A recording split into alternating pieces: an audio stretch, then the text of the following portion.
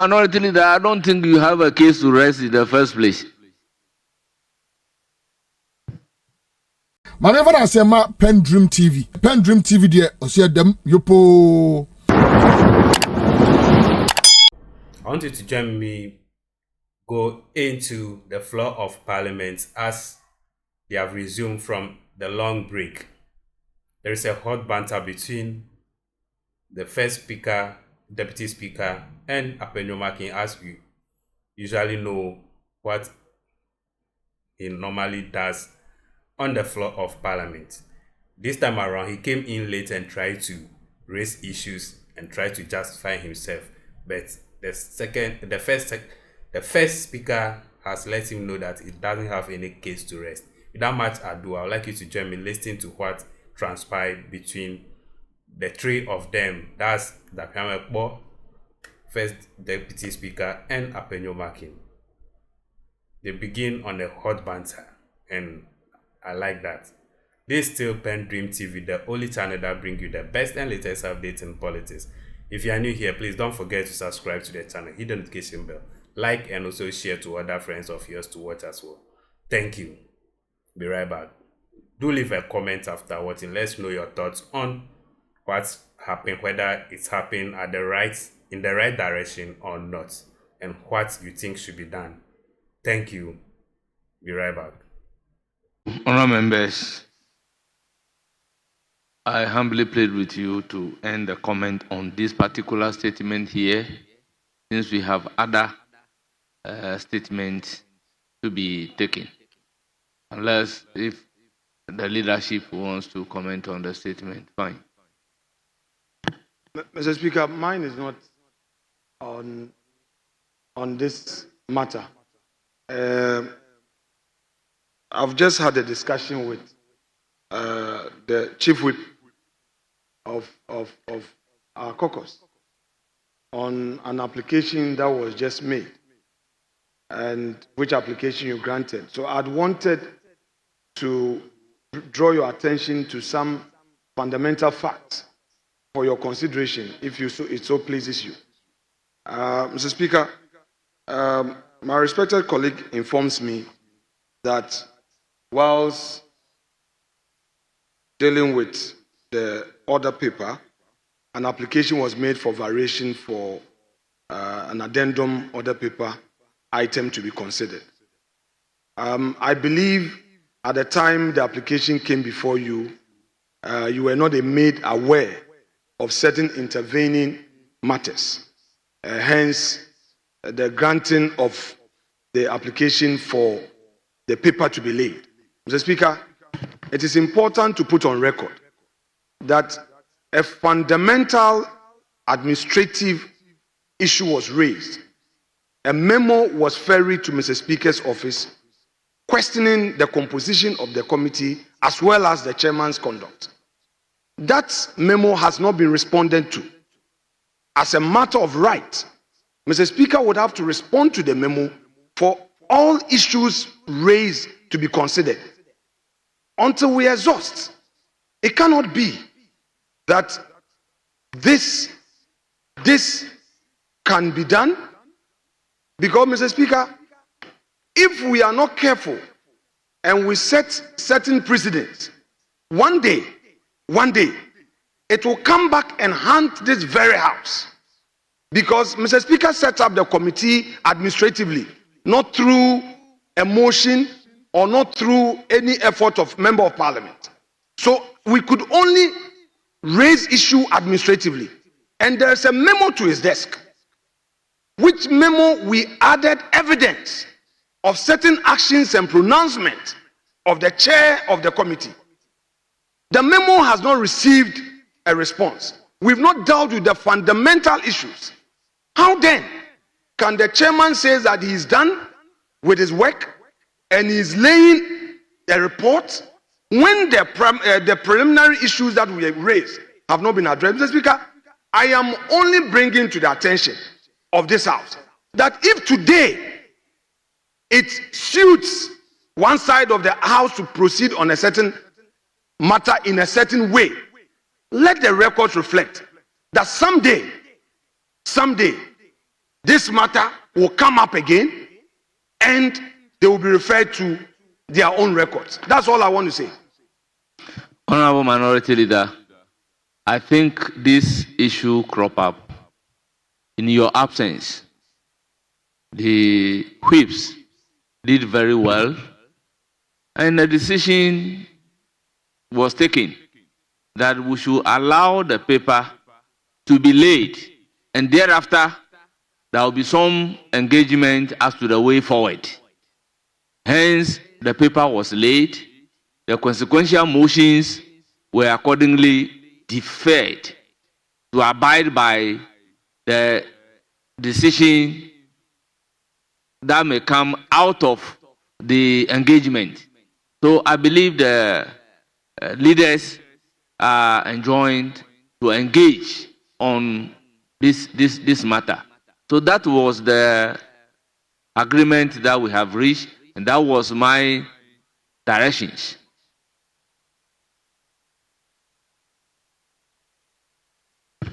Speaker, Yes, I thank Honorable you for Majority Chief Whip. I thank you for the opportunity. Mr. Speaker, the leader is welcome. I was hoping that his comments would have been in respect of whether or not there was a procedural impropriety regarding the laying. Leader is senior to me in this house. If you had a correspondence with the speaker and you are not getting a feedback, leader knows that you would have sent a reminder. But that didn't happen. So I believe that he ought to send a reminder to the speaker and said, we have a memo in respect of this matter.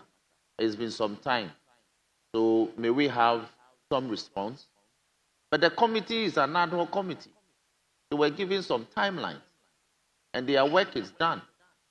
And when we got back on Tuesday, as part of the opening comments from leadership as well as from Speaker himself, reference was made to outstanding referrals to committee, which reports were outstanding, and therefore there was an urgent need for those committees to get back to the House. So I believe that it was in response to such call for committees that have businesses to report back to the House. It was based on such the request that this committee has come today to lay its report. But like you said and agreed to, we laid a report. We haven't taken it. Further engagements are being had. So I believe that he has opportunity to participate in that process. Yes. And so the report can be taken later. So let me assure him that the door is not closed. Further engagements, like he anticipates, can be had. We are masters of our rules. We can always handle this matter. So it should calm down. We'll deal with this matter dispassionately. I thank you, Mr. Speaker. Yes, Minority Leader. Mr. Speaker, let me express satisfaction by way of the intervention from the Chief Whip of the majority, and particularly his choice of words by way of response. But Mr. Speaker, a fundamental preliminary matter cannot be washed away. And that is why I'm saying that I am bringing this to the attention of this House. Mr. Speaker, history will guide us. This House has had 37 or 33 against some 60 something. This House has had 137 before. This House had had 169 against some lesser odd number. And today, we are where we are. Mr. Speaker, I agree with him if he suggests to me that there will be an opportunity for engagement. But the understanding from my respected colleague was not to that effect. And I believe that fundamentally, the issue would have to be addressed before moving to the secondary stage of laying a report. Because, Mr. Speaker, when you say a report has been laid, it carries with it everything, including the very chair whose chairmanship we are questioning. I agree with you if you say that, yes, follow up with the Speaker. Mr. Speaker, I would not want to make disclosures regarding my effort, but I believe that Mr. Speaker's office is an office of record. Once the minority leader ferries a memo stating reasons for an objection, if Mr. Speaker responds to me, that would then leave me with another tool available to advance my next course of action. But Mr. Speaker, I am saying that the records of this House should reflect that this happened this day in this form. If this House would allow this to happen, I am fine. Maybe today I will be at the receiving end. But nobody knows tomorrow, particularly 28. So, Mr. Minority Speaker, Leader, so Mr. Speaker, may I conclude? what exactly has the House done wrong?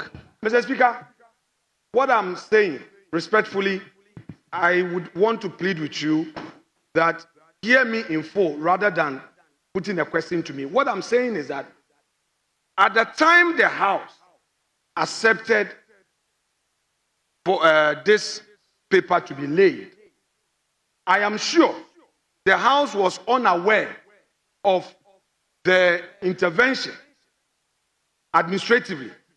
That is why I'm saying that I'm bringing this to the attention of the House, that there was a memo, and Mr. Speaker, don't let us forget one thing, that the committee was set up through an administrative directive by the Speaker. So I could only deal with any objection administratively, and that is what I did. Maybe you are not aware. Mr. Speaker, I believe that if you were aware that I had written a memo challenging the chairman's conduct, you would have asked for the response. Honorable Minority Yes, Leader, Mr. Speaker. if a paper is presented, and assuming but not admitting that representation was done by error, is there not a remedy for it under our rules? Mr. Speaker, that's a different matter. I am raising a fundamental issue, bringing that to the attention of the House. That being the case, Mr. Speaker, if it is your pleasure that we would have an opportunity to deal with it at a later date, or even there can be some discussion, so be it. But I do not get that impression from my colleague, the that Chief is Whip. why I am telling you, as the person presiding at the time that the paper was laid, that the direction was that after laying the paper, the report of the committee, leadership would engage, therefore would defer the consequential motions. The motions were not going to be taken. So therefore, after the engagement, if it is established that the paper ought not to have been laid, our rules would direct us as to what to do in the circumstances. So once leadership, you are going to engage, let's abide by the outcome of that engagement. Mr. Speaker, we'll raise the matter to the extent that the engagement will give rise for us to discuss the memo and all. I think it's a fair point, and I would rest my case on that point. Thank you very much. Minority Leader, I don't think you have a case to rest in the first place. Honourable members, can we make progress? Not on this matter.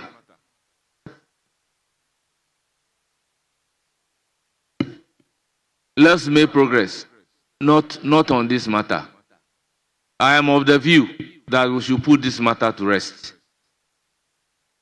Honourable members, I intend to direct that the statements made by the Honourable Member for Sola, Tuna, Karba, on the unhealthy relationship between farmers and herdsmen be transmitted to the Minister responsible for Interior. Honourable Member, thank you for making this statement.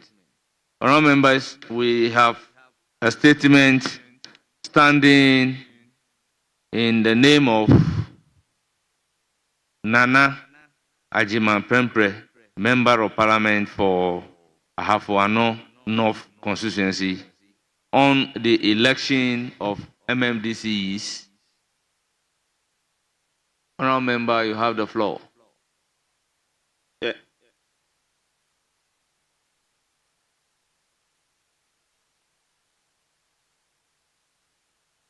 Speaker, there are actually two statements.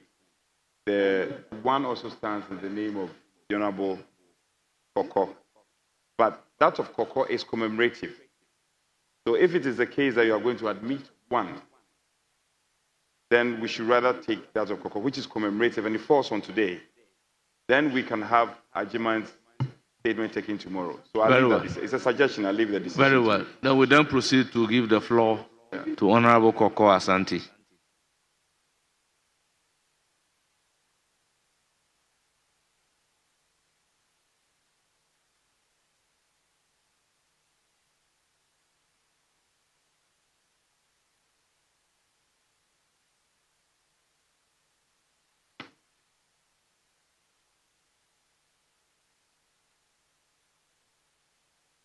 Thank you, Mr. Speaker, for the opportunity. Mr. Speaker, I rise today to make a statement in commemoration of the World Menstrual Hygiene Day, which is observed annually on May 28th. This important day is dedicated to breaking the silence, raising awareness, and promoting action to the critical issue of menstrual hygiene management. This year marks a decade when the first observance of menstrual hygiene was initially observed in 2014. The initiative has grown globally into a movement, and the theme this year is Together for a Period-Friendly World. The emphasis on together is not merely symbolic. It's a powerful call to shared responsibility and collective action. Mr. Speaker, menstruation is a natural process. It's a biological process just like breathing. Yet millions of girls in Ghana and across the world continue to face stigma, shame, and embarrassment, and significant barriers in managing their monthly menstrual cycle with dignity. Many girls miss school and sports and social activities each month simply because they lack the access to sanitary products, safe changing facilities, safe private changing facilities, and clean water. In rural and low-income communities, these challenges are even more severe. Let us be unequivocal. Menstrual health is not a luxury. Menstrual health is not a luxury. It is a human right, aligned with the UN SDG target number 6. It is intricately linked to education, health, and gender equality and economic empowerment. When we fail to ensure access to menstrual hygiene for all, we are not merely neglecting the needs of women and girls, we are compromising our national development. Mr. Speaker, on this occasion, I join voices around the world in urging this House to consider policy and budgetary interventions that will significantly improve menstrual health outcomes in Ghana. These include incorporating menstrual health education into school curricula to combat stigma and misinformation. There's a lot of myth and stigma. Some communities even consider the monthly cycle as taboo, so girls and women cannot participate in certain activities during that time. Ensuring the provision of gender-friendly changing facilities in schools, workplaces, and public institutions is also critical. Mr. Speaker, it is disappointing that we continue to witness lack of urgency and commitment in addressing hygienic needs of our schoolgirls and women. Despite numerous promises, we have seen very little on the provision of gender-friendly sanitation facilities essential for safe and dignified menstrual hygiene management. The President and the government must be reminded that platitudes and symbolic gestures are not enough. Our girls need bold investment, real infrastructure, and leadership that prioritizes their dignity and well-being. Mr. Speaker, as part of efforts to mark this day, the Menstrual Hygiene Day, I had the honor on Monday, May 26th, to engage students in the two high schools in my constituency, Etiwa West. The schools were Bomosu STEM Senior High School and the Kwabing Anglican Senior Technical High School, where we spoke to them on menstrual hygiene and the urgency and the importance of mental wellness and teenage pregnancy. During these visits, I also distributed sanitary pads to the girls in the two schools for their well-being. The education was very important. The girls interacted, and you could tell that they were very interested, and you could tell that education was really needed there, especially teenage pregnancy. Menstrual Hygiene Day reminds us that no woman or girl should be held back because of their monthly period. I therefore call on all members of Parliament, relevant ministries, civil society organizations, and the private sector to unite in building a Ghana where menstruation is no longer a barrier, it is no longer a shame, it is no longer an obstacle to dignity, education, and full participation in society. Together, we can create a period-friendly Ghana. I thank you, Mr. Speaker, for the opportunity. Thank you very much. Commemorative statement ably made. The floor is now open for members' comment. Why? Don't you have a wife? Yes, honorable member, you have the floor.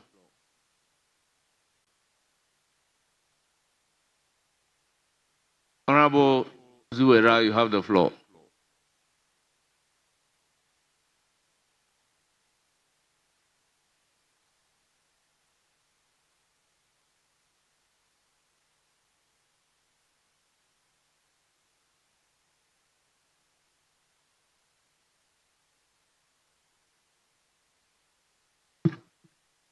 Thank you, Mr. Speaker, for the opportunity to contribute to this commemorative statement made by my colleague, the MP for Etiwa West.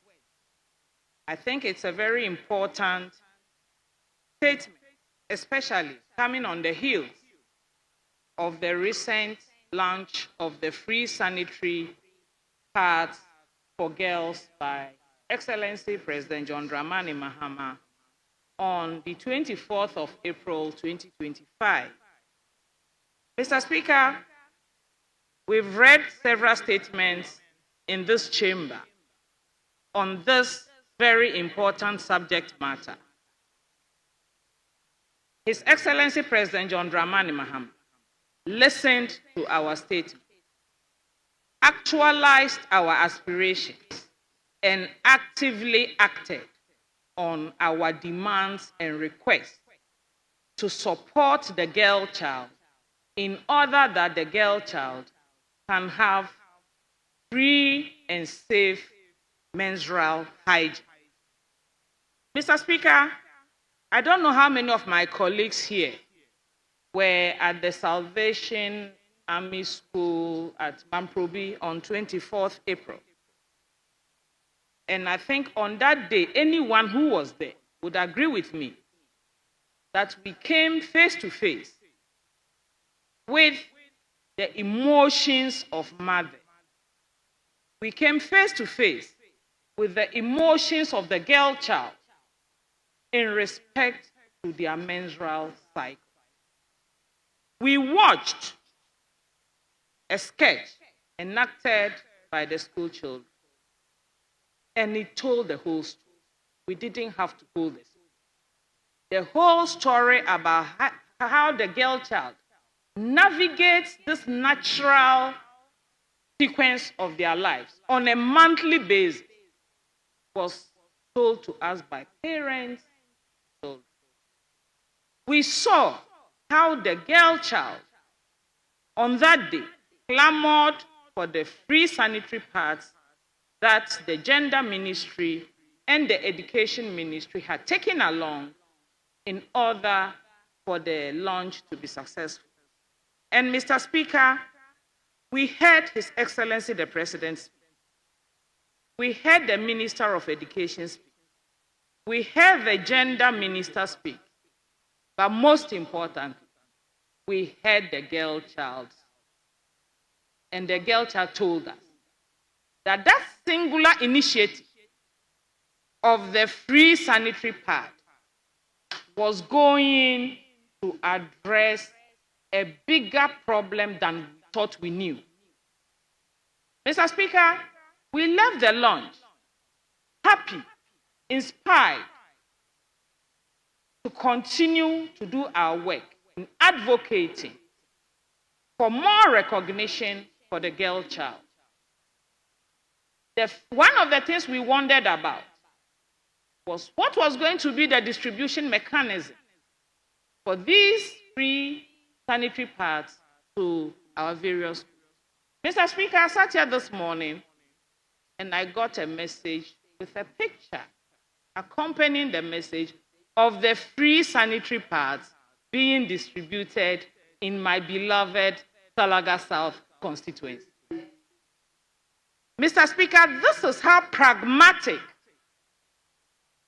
this government takes this issue of the distribution of the free sanitary. 1 month after the launch, the sanitary pads are out there in the schools for the young girls so that they can continue to go to school and reach their potential and life ambition. Mr. Speaker, we have nothing else to add but to say a very big thank you to His Excellency President John Dramani Mahama for listening to the cries of the young people of this country.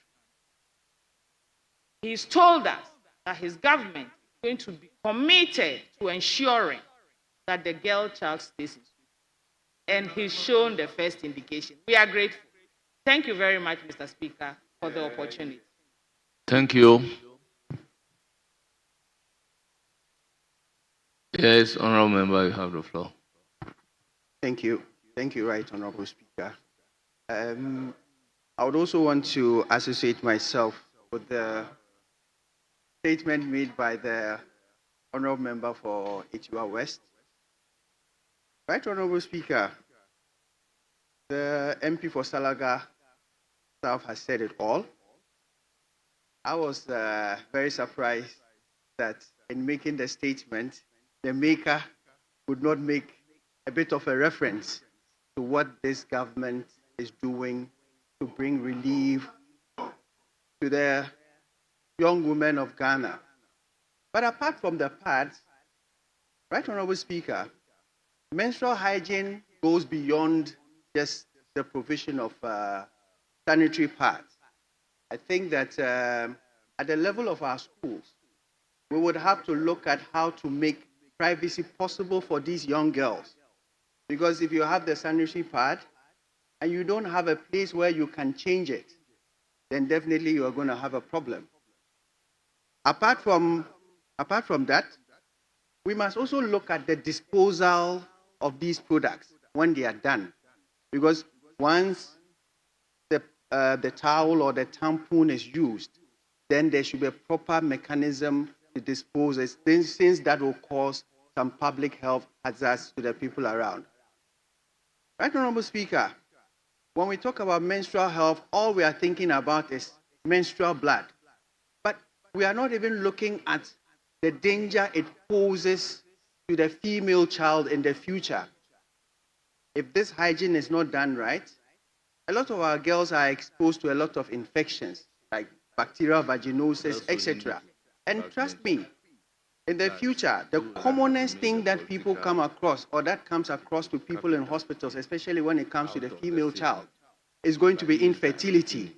The state, families, etc., spend a lot of money when it comes to the issue of infertility, when it comes to issues of providing women that want to have children. So what I'm saying is, the issue of menstrual health is not just the provision of sanitary towels and tampons. We must look, one, at the availability of privacy for these children in school to change. We must look at, two, how we are going to dispose of these materials that are being produced at the end from the young girls. And then lastly, this government, for me, as somebody that comes from a village, as somebody that relates with young women that miss school, this free sanitary towel project is the best ever social intervention thing that we can do to bridge that gender inequality that we have. Thank you so much, Mr. Speaker, for giving me this opportunity. Yes, honorable member, you have the floor. I think we'll take the last comment on this statement.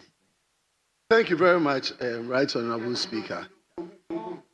And let me take this opportunity to associate myself with the statement that was made by our sister from Itiwa West. Mr. Speaker, I think the issues have already been raised by her and those who have contributed, but I have just one or two comments to pass and ask, particularly with regards to the government program in providing sanitary pads for our ladies. First and foremost, we had the benefit of government sharing those pads to the ladies or to our girls. Unfortunately, I don't know if it was just a sheer coincidence, but they were sharing it even to boys. Boys were even being given part of the pads on the day that they were sharing, and I was wondering the basis upon that. Honorable member, do you have the evidence? Oh, it's on record. You can watch the day. We watched it on TV. So we can go back. Honorable member, do you have the evidence? Mr. Speaker, it's with GBC. Can you provide the evidence? Yes, Mr. Speaker, we will request from GBC to provide.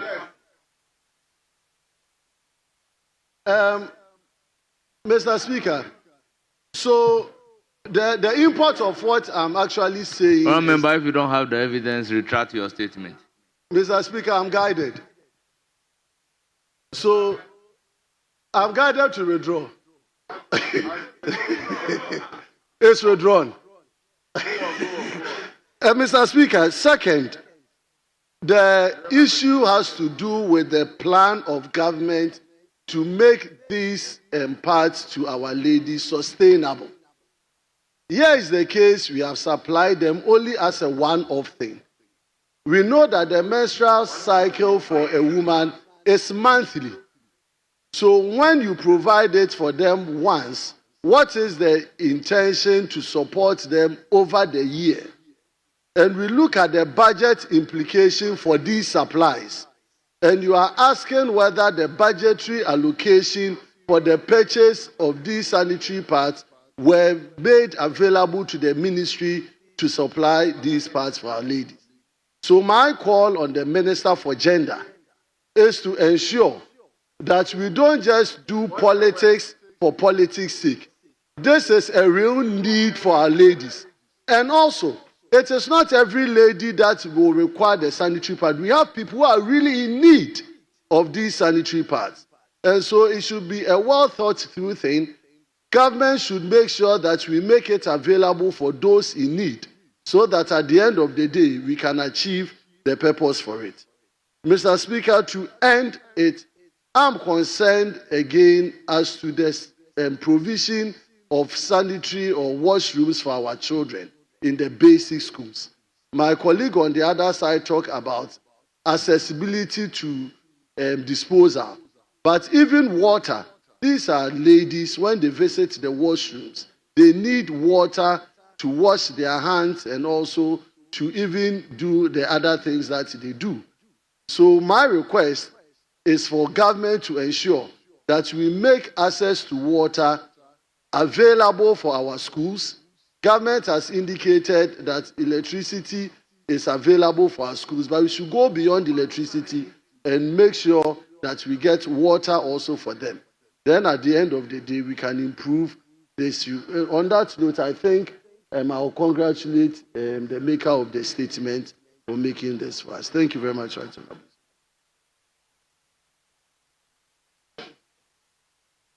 Honorable members, statement time is ended. Statement time is ended. Yes, Deputy Majority Leader.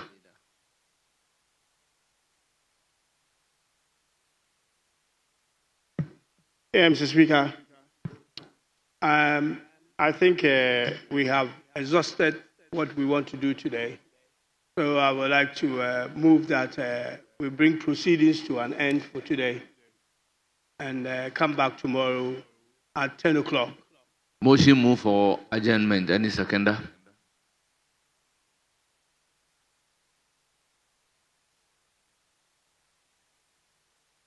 There's attention to the discussion we had at conclave that the Speaker had directed that from tomorrow we will start at 2 p.m. That was a directive. I'm sure maybe you came in a bit late, before you came in. So, Speaker, if you may take that on board, that from tomorrow sitting will start at 2 p.m. That was a directive. Yeah. Very well. Yes.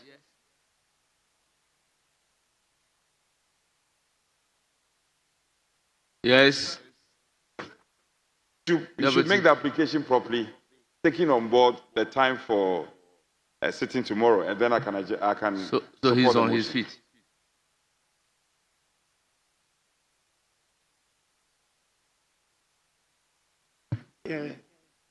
Yeah. Thank you very much, Mr. Speaker. Mr. Speaker, I think that happened before I joined the meeting at the conclave this morning with Mr. Speaker. So if 2 o'clock is what Mr. Speaker has directed, then, of course, that will be the time that we will come in tomorrow. So I move that we adjourn and come back to tomorrow. Thank you. We are rise to support the motion move. Thank you very much. Honourable members, motion has been moved and seconded, and the question is as many as are in favor of the motion for adjournment, say aye. Those against say no. The ayes have it. The House is accordingly adjourned to tomorrow. I just got a call from the Secretariat, the Speaker's Secretariat, that he would do a further engagement before the 2 p.m. Takes effect. So we should start tomorrow at the usual time, 10. Very well. So the House is accordingly adjourned to Thursday, the 29th May, 2025 at 10 o'clock in the forenoon.